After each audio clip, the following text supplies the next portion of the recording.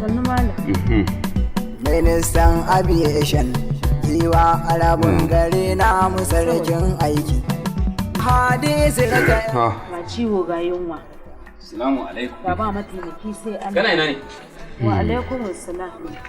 Wuri gida. Ha? San da zuwa. Yawa, ajiya na. Malam Musa. Ya hankali dai. Hai kai ma ba kai kokari. Malam Musa. Je ka dauko saura. San da zuwa. A'a.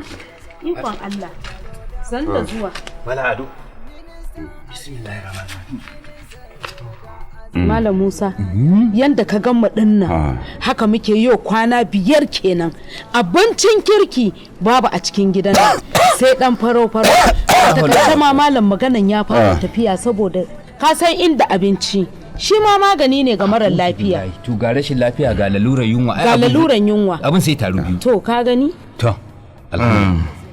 Ga saƙo nan na kawo. Buhun shinkafa da katan ɗin taliya da man gyaɗa. Na kawo muku. Daga ina? Alhamdulillah. Wannan saƙon na hadisi rika ne. Ministan sufuri da zirga-zirga jiragen sama na wannan ƙasar tamu. Shi ya ce a rubuta sunayen mutane gajiyayyu wanda zai taimakawa Allah cikin ikonsa na rubuta sunan. Oh Allah mun gode maka. To gashi nan na kawo. Bayan wannan buhun shinkafa da katan ɗin taliya da man gyaɗa ya ce kowa aka bashi.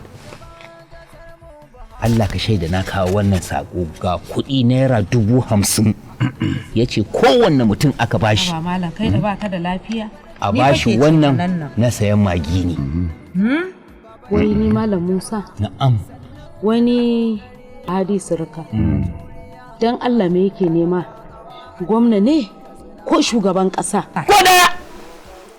Ai shi ba mai riya bane. Wannan sako ne daga Alhaji Aminu Tukur Saude tafi da ni Ingawa. arabun gare na musarkin aiki.